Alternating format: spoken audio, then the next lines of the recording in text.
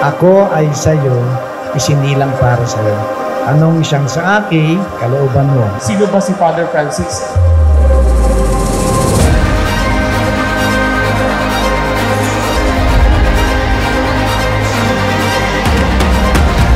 Siya yung aking mentor, siya yung aking idolo, siya yung aking kaibigan, siya yung aking tatay. At higit sa lahat, siya yung pare na tumutulong sa amin. Anytime, pag mayroong problema, lagi dyan sa tabi natin.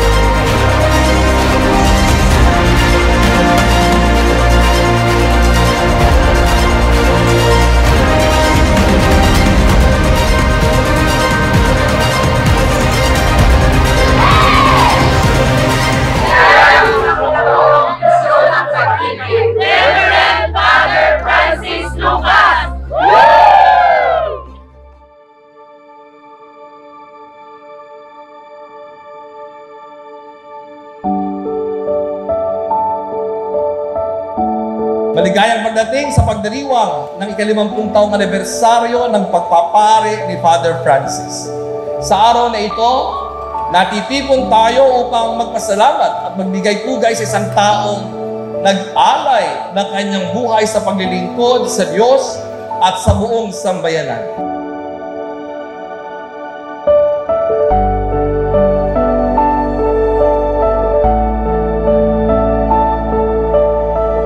Father Francis, inordin ng pari ng 1974, 13 years old ako. Nakikita ko na siya sa Baler at San Luis. Natatandaan ko lang at naririnig ko sa mga tao, sa mga kadalagahan, mga balo, pati na siguro may asawa, ang pogi ng pari, mga teacher, crush si Father Francis. Pero nung nakasama ko na siya dito, naordinahan akong pari ng 1990.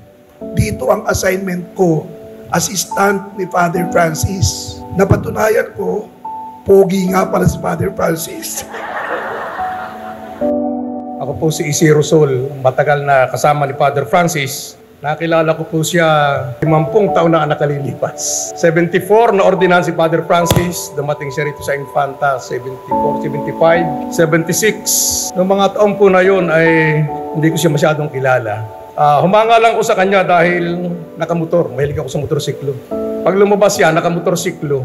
Lahat, pag lumabas na yung motor niya, lahat mapapansin siya. Babae, lalaki, mapapansin siya. Saan siya pupunta? Barabarangay po, napunta sa Barabarangay. Yung panahon niya ay magaling na organizer si Father Francis. Naalala ko siya nagsimula ng Community Organizing Philippine Enterprise dito sa prelatura ng Infanta. Sinumulaan yung mga community organizing minutes doon sa basic Christian community natin. Ama, sinasamo namin, pagkabanalin mo ang kapangyarihan ng banal na Espiritu na kaloob na ito na aming nilalaan sa iyo.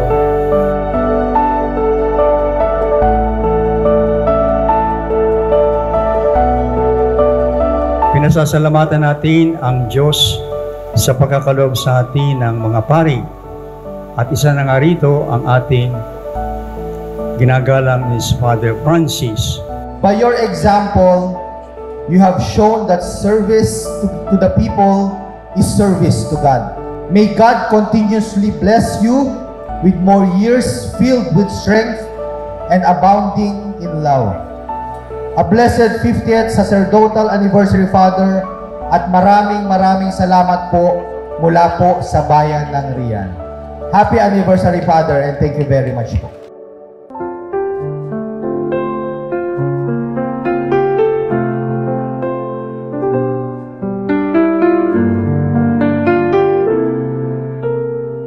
Tudunggaw ang panahon sa mga nagdaang taon.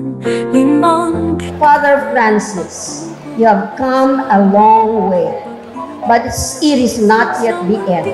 Congratulations, my appreciation, my aspiration, ad multos años, my friend. Mula upang kami agapin ng buong pagmamahal, ikaw na tinuring na ama't sandigan, sa puso namin ay nanahan ang sumpa mong taimtim, hayaan mong aming awitin.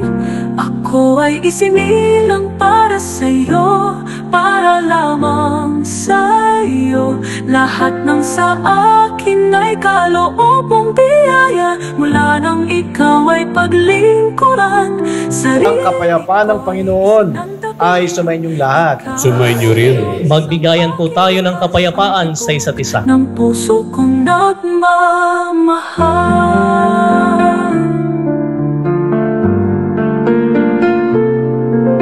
Ang iyong pangalan ay naririnig, Father Francis Lucas. Gusto ko lang balikan, pagkatapos kong pasalamatan ng Diyos, ay pasalamatan kayong lahat. Hindi lang yung nandito, kundi lahat nagmahal sa akin.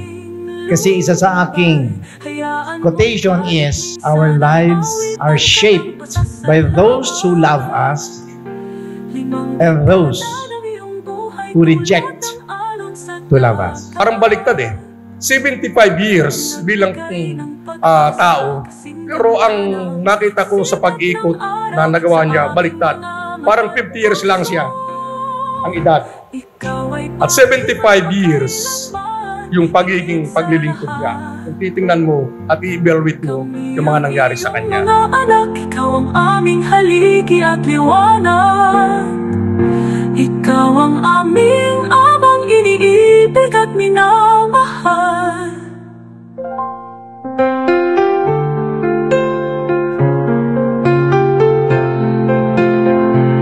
Ako ay isinilang para sa'yo, para lang. Hereby resolved by the Sangguniang Bayan of Infanta Quezon to honor and celebrate the 50th anniversary of priesthood of Father Francis P. Lucas, acknowledging his decades of service, his influence in the community, and his role as pillar of strength and inspiration of Infanta Quezon. Muli po, mula po sa lokal na pamahalaan po ng Bayan ng Infanta, nagpapasalamat po kami, Father Francis, at mabuhay po kayo.